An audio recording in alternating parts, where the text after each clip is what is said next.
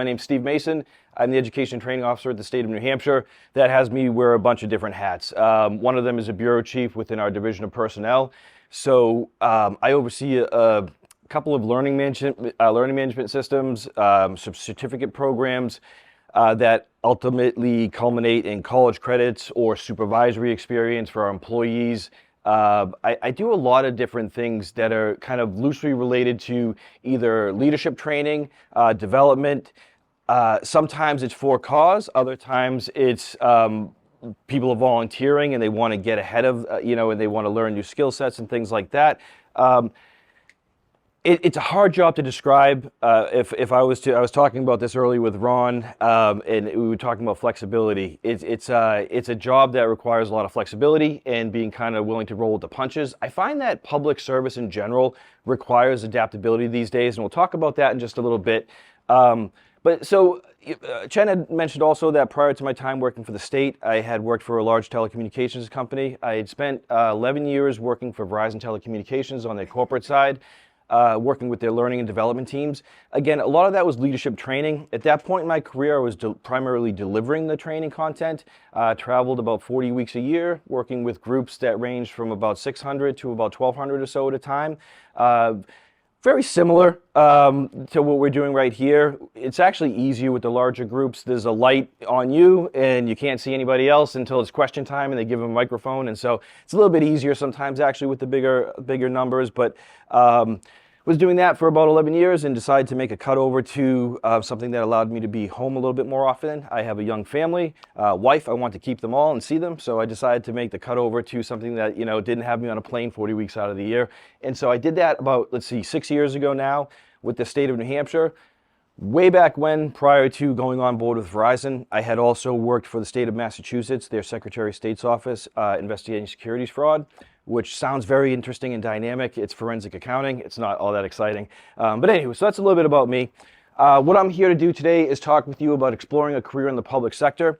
I'm hearing that there's a desire to discuss leadership or different things that help identify you as a leader within, an organization. If there's something I don't address here, please, by all means, feel free to ask questions. I'll ask you questions as we go through. I like to kind of have a little bit of a give and take. I know there'll be Q&A at the end, but please, if something pops into mind and you want to ask me, by all means, just ask the question. So today, we're going to talk a little bit about, I have an introduction as to what public service is, why it's important, understanding public service. So what types of roles exist? Why are those roles important? Preparing for a career in public service. So some of the things that you can do to set yourself up for success or to position yourself as a leader, especially when it comes to interviewing and, really trying to secure the role that you want. And before I even get to that section, you don't always get the role that you want in any large company, bureaucracy. Same thing with like a Verizon, 200,000 employees or so. You may take the foot in the door job with a goal in mind or a target in mind. Same thing at the state. My initial role at the state, I didn't know if I wanted to stay there. I just kind of wanted to test the waters a little bit, took a position that perhaps wasn't my stretch position, but was able to secure it, and then you can kind of pick your path as you go. So we'll talk a bit about that. Navigating the job search. So some tips, thank you, sir. Some tips for navigating the job search. Also, some challenges and opportunities that you may encounter in public service. So working in the organization that I work in, you see a lot of the good, you see a lot of the bad. I tried to kind of keep the challenges fairly high level. If you have a pointed question or something specific you'd like to hear from, or about rather, just ask, and I'm happy to address it for you if I'm able to.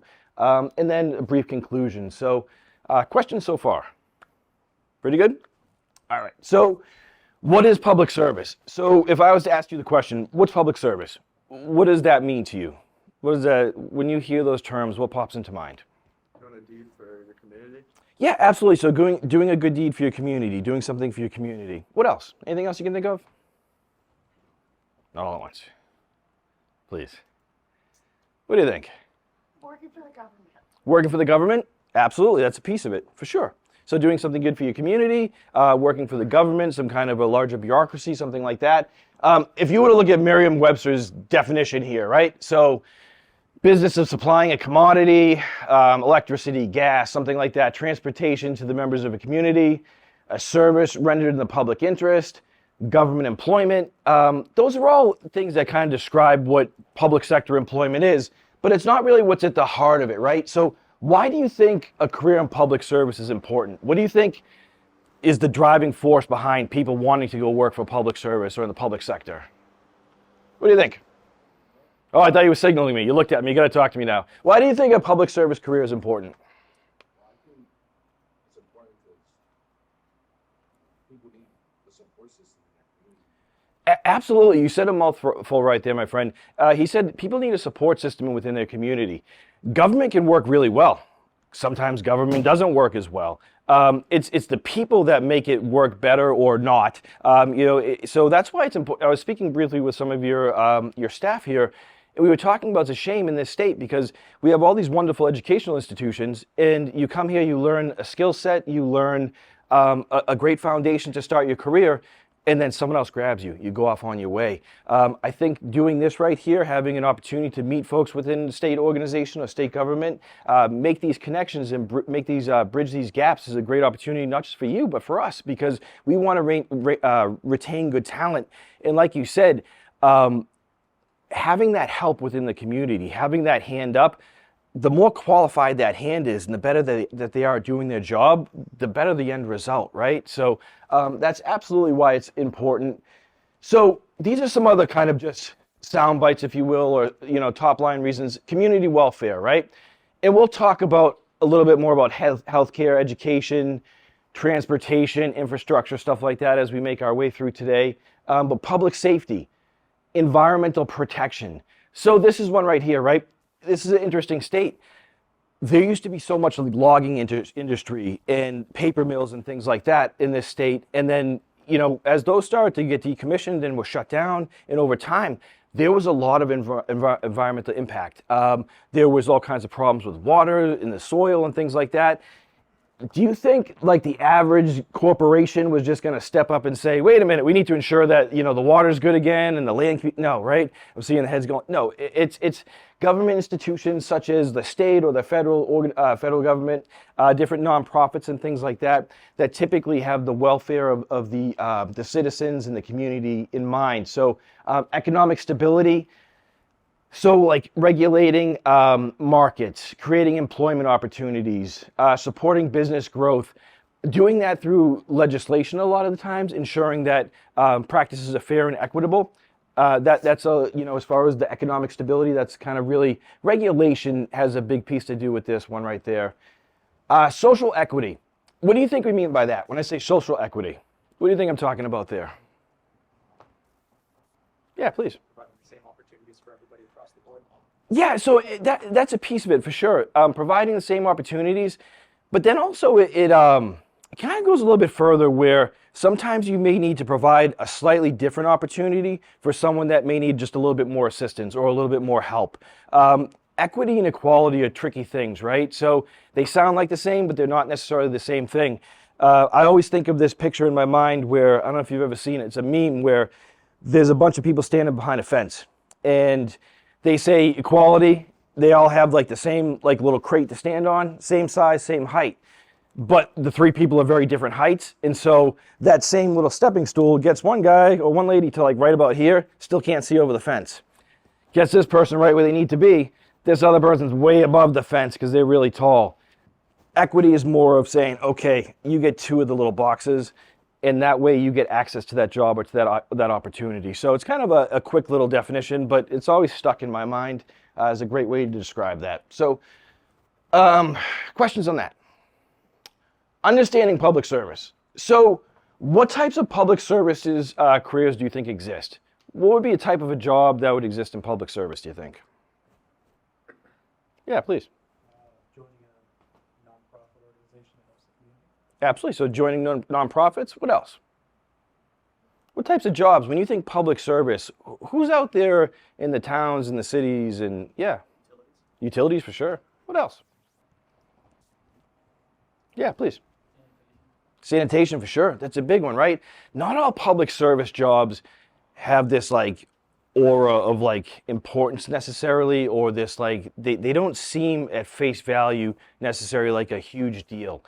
Without sanitation though, things would get really hairy kind of quickly, right? Things get, so it's they're very important jobs that don't often get a lot of limelight, but they serve the community, and there's definitely an important reason for them existing.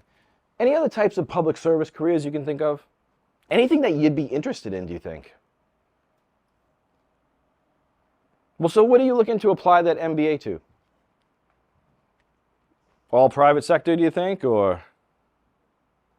Probably some type of management role. Sure. Lots of management opportunities within public service. Absolutely. Yeah, anyway, so some different types of public service. Education, security, safety, public welfare. So we have our legal system, our natural and cultural resources, our public transportation, infrastructure, food security, social housing, health services, things like that. So why do you think this is important? This is an important type of work to engage in. What do you think? Do you think it's important? It's definitely important for those who need it. Give me a little bit more. What do you mean by that? For the community that can't do it for themselves. Absolutely. Yeah, I think that comes into that's something that we definitely have to take into consideration, right? There can be a knee-jerk reaction to say, well, you know, if you can't stand on your own, too bad, right? Well, society pays the price for that. We carry the burden for choosing to help somebody or not help somebody one way or the other. It's just whether you pay that price up front with an investment in trying to provide them the proper services, or you deal with it on the other things, on the other end of things, and maybe it's more of a burden than you anticipated. What else, though? Why do you think it's important to regulate food security or have a centralized organization that oversees your legal system? Why do you think that's important? Yeah, please. Oh, I'm sorry. For the gentleman in the back, and then. I was going to say that, make sure there's a system in place so that everyone has a chance to have a fair, say like legal system, fair trial, fair sort of determination of what's going on in other situations. Yeah, absolutely. And I heard you mention fairness a couple times. I think ideally, if your government is functioning properly, that's what it does bring to the table to a large degree, is a sense of fairness, the ability for everybody to engage in the process. It's funny, you'll hear people talk about, well, that law is terrible, or I don't like that rule, or things like that. You have the ability to engage in that process and to change those rules, change those laws, change the way that business is done within your state or at the federal level. It's just, sometimes it seems very mystified, right? The process to engage, and the more that you kind of get to know policy in lawmaking and things like that impact you directly, the more it becomes demystified, and the more you kind of realize, I can do this, I can engage in this process, and I can have an impact on it. A lot of folks come to, well, why do you think folks typically gravitate towards public sector jobs? What have you heard? What do you think the value of a public sector job is? Yeah, please. What do you mean by that? Give me just a little bit more. I know what you mean, but when you say benefits, what are you talking about? I don't know exactly, to be honest. Should not. Fair enough. Who can help them? Yes, please. Public service, pension, healthcare, public service was the largest employer of minorities because you couldn't discriminate. Sure. A lot of positives with public service. Yeah, absolutely. Thank you. And I'm sorry, I forgot your name. John. John. Thank you, John. I appreciate that. No, absolutely. All great reasons. What else? Anything else you can think of? Well, so, again, that fairness, that equal access to the different, to these occupations is a big piece of it. But so education, you want to make sure that you have, beyond private education, some kind of a path for your citizens, for folks that maybe don't have the funds to do that on their own, or perhaps their parents don't have that level of interest. Security, safety, public welfare, you see it with your police, your fire, your emergency services. Natural resources. Who likes the outdoors? Anybody? You go to Plymouth because you like the city, you don't want to see the trees, right? No, of course. All these national parks, these state parks, things like that. If you don't have some kind of an institution, it could be a trust, it could be a co-op, any number of different things, but some kind of a system to keep those safe and to preserve those, you know what happens. It goes by the wayside, and next thing you know, you don't have those shared public spaces. So transportation, you want to regulate that. And again, I could kind of go on for a bit here, but I won't. So what are the roles and responsibilities of a public servant? So what do you think being a public servant entails? would be one of your responsibilities as a public servant? What do you think? Any ideas? Yeah, please. Say paying taxes, that's a big one. What is it? Paying taxes. Well, we all pay taxes, absolutely, right? So taxes are what pays into providing a lot of these services for you. So this is something that perhaps, depending on who you ask, you may get a different answer. I'd like to read this to you. This is just a little bit of it's a short little blurb from something that's called Executive Order 2020-1. The State of New Hampshire is committed to providing a positive public service environment in which all employees, state officials, members of the public, and others doing business within the state are treated with respect, civility, and professionalism. So when I ask you, what are the roles and responsibilities of a public servant? From where we sit, from this administration's perspective, was the first order that was issued by the governor in 2020. That's why it's called 2020-1. It was the very first one.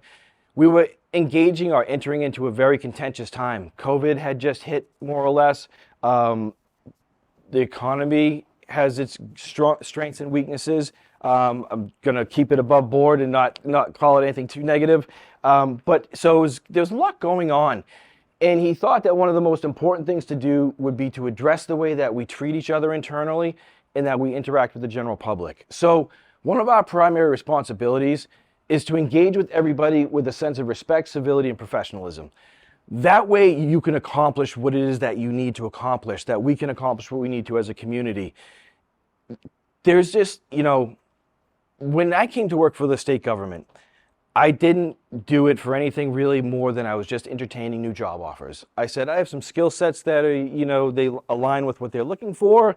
The benefits, the pensions, things like that. That sounded appealing, but that's 20 years of your life you commit to get to that. But this funny thing happened a little bit along the way. I said, oh, I really like what I'm doing. I said, this gives me a sense of purpose. And so when you engage in community affairs, when you work for a public sector employer, you don't, how do I say this without saying it? Well, so in my last job prior to working with the State of New Hampshire, it was all about money, right? And that's important. It's an important piece of what you do. But working for a large corporation like Verizon, it was, key performance indicators, what's our ROI, and, how can we increase that? How can we reduce any kind of waste? Here, you get to deal with those same type of principles, but there's more to it. When you help somebody or when you see a community that's impacted by what you do, it does resonate, at least it resonates with me. It made me want to stick around a little bit longer. So there's the job, there's the experience you gain on the job, there's the money you make from the job, and of course all the benefits, the retirement, that kind of thing. But then if you are one of these people that you want purpose, you want to, like, at the end of the day say, I did something good with my day, or I worked towards something better, it's a good public service can be a good career for you. Is it the $1 million a year career? No. Can you earn the type of experience that translates into that later in life? Absolutely. But again, it's, to each their own, right? So this is our responsibilities or what we're required to do from our perspective. It's to engage in every opportunity with the public with respect, with civility, and to be a professional. So preparing for a public service career. What can you do? What can I do to prepare for a career in public service? So some things that you can do are, well, you're well on your way for this one. Education and academic qualifications. Why do you think your education is such an important piece of what you do? Why do you think having education, increasing your skill sets, why are you doing this? What do you think? Nobody? Please. What do you think? So that you'll be prepared to tackle the problems that come your way? Absolutely. You're certainly going to have a better shot, right? When you invest in yourself and you learn more, you're definitely setting yourself up to be able to address adversity or any kinds of issues that come your way, for sure. What else, though? Why is education so important, do you think? You learn from others' mistakes. You learn from others. You benefit from other people's work. Why do you choose to have an education? Did someone tell you to come here? Sorry, yeah. No.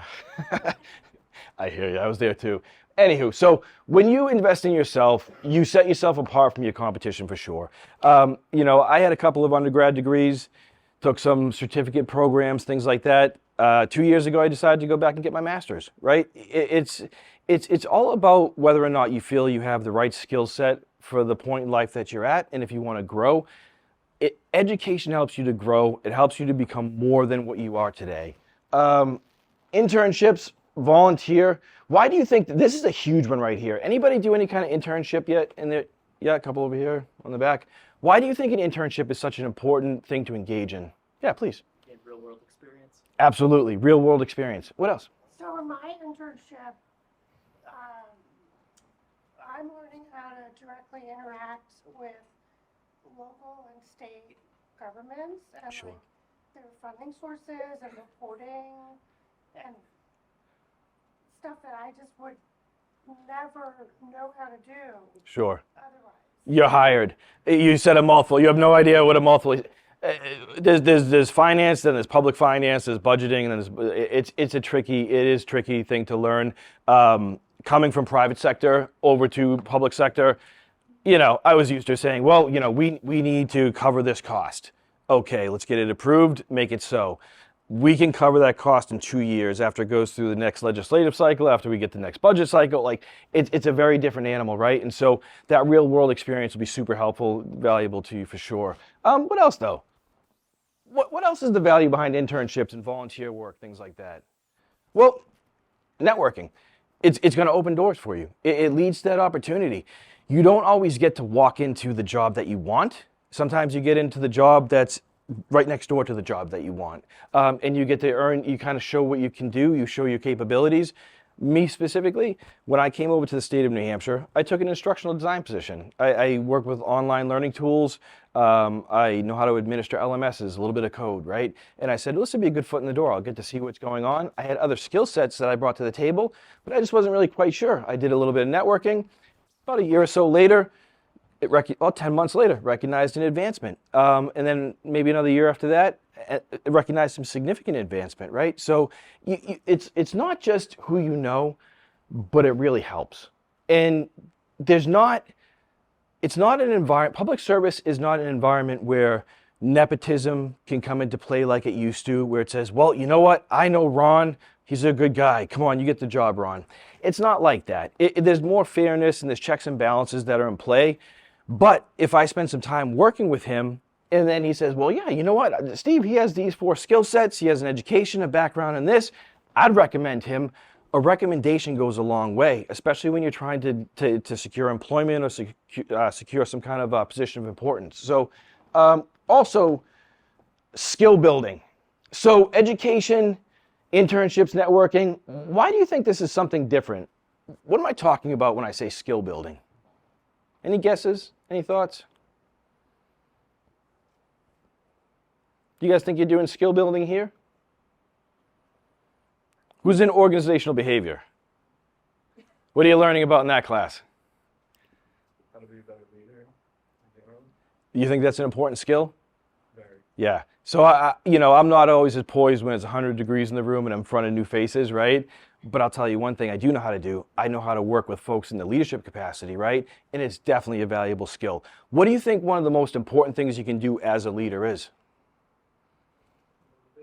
Motivate, absolutely. What's a great way to motivate people? What's that?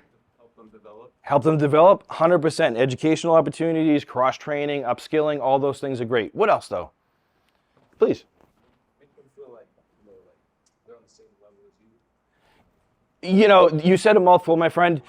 Being condescending, talking down to people, all those types of positions, that's not the way to get people to follow you, for sure. My theory, or what I like to rely on, is called servant leadership. You'll probably learn about this. I don't ask my folks to do anything that I won't do once. Well, I'm not qualified to do everything that people I work with do, but the ones where I am qualified, I'll get in there, I'll do it first. If you're a servant leader, people will respect you, they'll follow you. If you say, you go there, do that, right? All right, maybe they will because they were told to, but if you say, here, come with me, let me show you how to do this, we're gonna get this thing up and running together, and then the more skills you bring to the table, the better. Those are concrete things that you can do, you can apply immediately. When you engage in your academic studies, you typically, you learn your goals, your objectives, how you're gonna get there. Skills aren't all that differently, but you can pick these up on the job. You can pick these up through certificate programs, practice, through internships. Life will equip you with your skills. Current events and public issues or policy issues. Why do you think it would be important to be up to date on current events and policy issues if you're pursuing a career in public sector? What do you think? Funding. What's that? Funding often increases or decreases by what is happening in the governor's office. Absolutely. Funding, it's a big deal, right?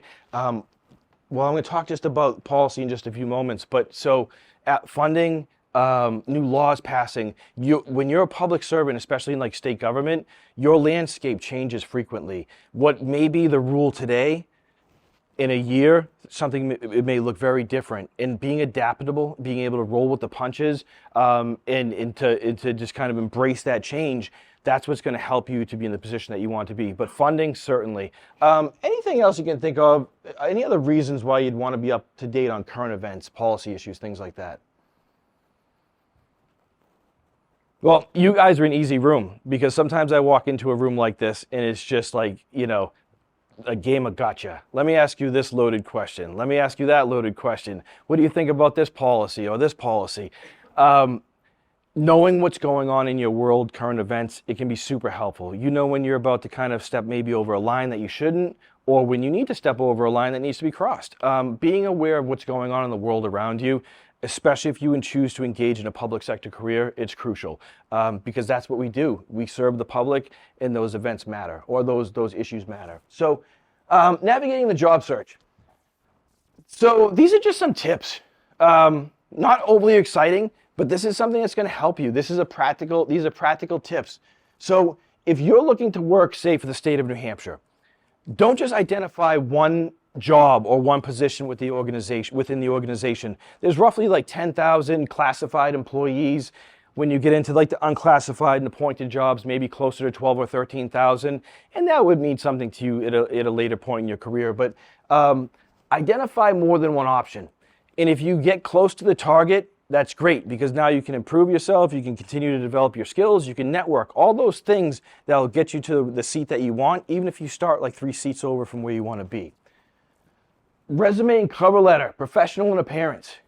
So are you folks starting to work on resumes and cover letters and all that kind of stuff right now, or yeah?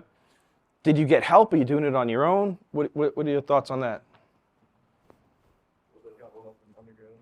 A little bit of both? Yeah, it was interesting. When I came out of my undergrad, I had done my resume myself. Every cover letter I wrote myself. I still write cover letters when I need to myself. But then at a certain point in my career, I said, oh my goodness, there's people out here that make a living doing this. And I actually hired one of them. You wouldn't believe it. The phone ring, the email start rolling in. Invest in yourself. Invest in a professional resume at the very least. Use keyword searches. Find out words that you can incorporate into your resume that link to competencies that are important to an organization. Those are the types of things that make you go to the top of the pile and make you stand out from the competitor or from your competition. Compelling resume, again, like I said, keywords, skills, things like that. And for the state of New Hampshire specifically, go to nh.gov, or you can email this email address. I'll leave this up here for a second. This nhjobs@das.nh.gov. This is a group within administrative services. They'll help you get your profile created online for your job search. They'll help match you with a good job that's a good fit for your skills, for your qualifications. They'll answer questions for you. They'll connect you potentially with someone that could serve as a mentor. This is a great group to engage. And again, you can just go to nh.gov and apply for a job right through the website. There's, I think, one click beyond that. You click on where it says careers, and then you'll create a profile. You can create a profile for one job specifically, or you can create a profile that lives in your talent management profile and now apply for multiple jobs using that same one profile. So that's the way I'd recommend doing it. It'll save yourself some legwork. Yes, please. Is this just for New Hampshire? Mm-hmm. The job search? Yeah, this is just for New Hampshire. If you were looking for a job with the federal employer, you go to usajobs.gov, I believe it is, and that's for the federal organizations. But this is just state of New Hampshire. Yeah. The judicial branch, also has a separate website. So if you were looking to work, some within proximity to the judicial branch, they have a different website also. But yeah, what other questions do you have on this? Please. About using like ChatGPT and AI for some of these things that you're talking about for criminal stuff. My personal perspective is I think it's fantastic. I think it's fantastic as a starting point, as a brainstorming tool. You can use ChatGPT to come up with a fantastic outline. You could even say, ChatGPT, create a list of the top 5 selling points for a recent MBA grad entering into the market, right? It'll give you words that are supposed to be non-proprietary, right? Because it's a compilation of any number of things that it grabs from the internet. But it's not yours, right? So I think it's a great starting point. I think it's a great place to build from. I oversee programs that have technology that look for that type of thing, right? So it has its use. It's not something you can rely on completely at this point. But yeah, does that answer your question? Awesome. What other questions do you have? Anything about the job search piece specifically? All right, so challenges and opportunities. This is something that, again, walk into a room full of folks that you don't really know, try to keep things above board to a large degree and not be negative, but any organization has its problems, right? Some things that I've noticed in my time here, resilience and adaptability. If you're not resilient, if you can't take that hit, get back up and say, you know what, that wasn't so bad. I'm going to do these 3 things better, and next time it's going to be a better end result. Any big bureaucracy can be tough because it's just you interact with a lot of different people, and you get resistance in places where you may not anticipate it. But also, public sector work is influenced by these changing policies and laws. And so you'll see something as you kind of advance in your career, especially when you get into public administration and policy, those types of classes. Good policy, bad politics. Good politics, bad policy. Good policy, good politics. There's any number of variations, right? A seatbelt law. Good policy. Good politics. No one wants to see their kids get hurt. No one wants to see their family members get hurt in a car accident, right? I'm not going to get into the examples of what may be perceived as bad policy and so forth, because that's also very subjective to what people think. But these types of policies, and any number of reasons why they were enacted, those can require a resilience and adaptability. It can just be something as simple as you, as a public servant, operate under one rule or one law. And then 2 years later, that rule or law has changed now, and now you need to understand how to operate and successfully navigate that new dynamic. So it's kind of an ever-changing landscape to some degree, which is funny too, because when you think of public sector work, you think of 20, 30-year careers where you kind of set your watch to it. It's really not like that anymore. Having spent a lot of time in the private sector, I would say that the landscape is definitely evolving within public sector, and it's not so much you can just come in and next thing you know, 20 years has passed. It's dynamic. It is a changing landscape. What else? Mentorship. It's tricky finding a mentorship within big organizations sometimes. If you have to be proactive and find somebody that's the right fit for you. I would say, it says sometimes right here, very often you need to seek out a mentor on your own. Certain agencies like our Health and Human Services agencies or groups within Health and Human Services, some of the public safety, they have mentorship that's required. But other than that, you really kind of need to still seek that out on your own in order to create that opportunity. So surround yourself with people you can learn from. That would be my tip. If you find that you have the most knowledge in the room, you're probably in the wrong room unless you're teaching. You want to constantly challenge yourself to grow. If you feel just a little bit uncomfortable, you're probably benefiting. You're probably growing and expanding. One of the professors that I had as a mentor used to tell me, fail forward, make mistakes, ask the bad questions, or you think of the bad questions, right? And someone else is going to benefit from it. You're going to benefit from it. But anywho, so this is another issue or concern. Addressing diversity and inclusion in public service. And it's not just public service, it's anywhere. This is our landscape. You have TV, you have the internet, right? You're connected to the world. You realize that this is a current topic in our world, And what we've done initially, there's a lot of things that have done within different agencies or within different parts of the state government. What we've done across as a whole is we've created these 7 core values. These 7 core values are supposed to help kind of keep us on the path to making sure that we're incorporating a sense of respect and diversity into what we do on a daily basis. So, respect. We treat all people with dignity and respect. We avoid making assumptions and judgment. Teamwork, collaborative, constructive, contributing to a positive working environment. Integrity. That's a lot of words. Do the right thing when no one's looking. If you do the right thing when no one's looking, everybody's looking. It's just a matter of time before they get around to you, just side note. But if you do the right thing when no one's looking, you establish yourself a reputation of integrity for yourself, and then people can count on you. They delegate more and more responsibility to you. You can become someone that's reliable. But when you're working with the public trust, integrity is super important, right? Public funds, tax dollars, all of these types of things that you have that added layer of due diligence that's supposed to be applied. So, civility. We're courteous and polite in our behavior. We're open, honest, and direct. Why do you think this is important right here? As a public servant, why do you think it's important to conduct yourself in a civil manner? Yeah, please. You gotta work with all aspects of the community. Absolutely. You never know what's coming at you. Yeah, and why might that be challenging, do you think? Why might it be challenging to work with, different segments of the community, perhaps something that you've not been exposed to in the past? Maybe they don't trust the government. Maybe, right? Stranger things have happened. Maybe they have a distrust of the government. What else? Come on, Pat, this is a perfect, the climate today. You're spending money. So my town meeting Yep. is famous for having had fist fights. Sure.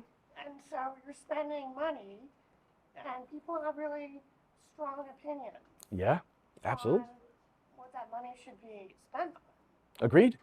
And so if I'm bigger than you are, I get to say where the money goes. Is that how it works? No, right? And so if you have decorum, if you have a sense of civility, you can talk things through. You can have that conversation, have the tough discussions, and figure out the appropriate or the best course of action. It's when people stop talking to each other that the problems start. That's when things get that's when everything kind of grinds to a halt. So if you're calling and you're speaking to us, you're emailing, you're engaging the state government in some way, and we're rude to you or we make you feel disenfranchised, that's not a good public servant, right? So we need to conduct ourselves with civility across the board internally, but then also when we're dealing with our taxpayers, with the folks in our communities. And this is our climate, right? People tend to lose civility. There's a lot of civility lacking these days. I watch I have kids in school right now, also school board meetings and stuff, and I'm just like, oh my goodness, like, did you have parents?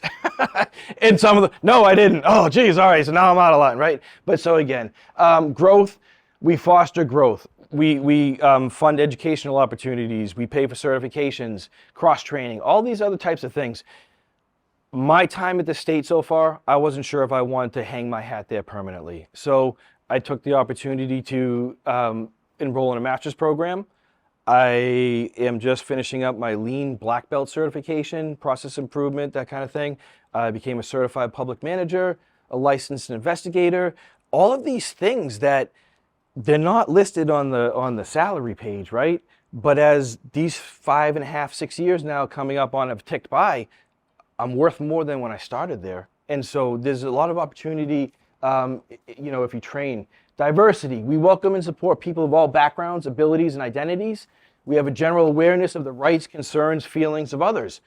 So there's trainings that we offer on diversity, equity, and inclusion, and access. Access is a big piece that's often left out. You can have as much equality in mind as you can muster up when you're creating something. Unless you create a way for everybody to access the same information and get to that information or get to that form, it's all kind of for naught, right? Access is a huge key piece of it. So we have more that we do here than just welcoming all folks and being respectful of each other's rights and concerns. There are different programs. Some of our agencies are more progressive in the sense where they'll hire out through my bureau someone to come and run, all 500 employees through a 3-day workshop. Other agencies participate in training that we've created at a centralized point and just disperse to all the state branches. So it depends. But you know what? If it's something that's important to you, when you go to work for that organization, you put your thumbprint on it. You put your foot forward and you impact policy the way that you think is right. And then constructive attitude. We conduct ourselves in a forward-looking and productive manner. In order to advance our work, we listen to all perspectives and are considerate of others. So again, you don't always get your way, especially in a big bureaucracy. But if you do it, if you make your case in a civil manner, you're respectful, you're persistent, very often you do get to where you're looking to be. You do reach your goal at some point in time. It just can be a little bit tricky. Sometimes it's a little bit more of a windy road. But questions on this at all? So these are our core values. Again, you know what? It's important for you to understand who your employer is and what they value. Because if you're choosing to spend 8, 10, 12 hours of your day there, you want to make sure it's a good fit and that you're going to be comfortable. There are many opportunities that exist in public service.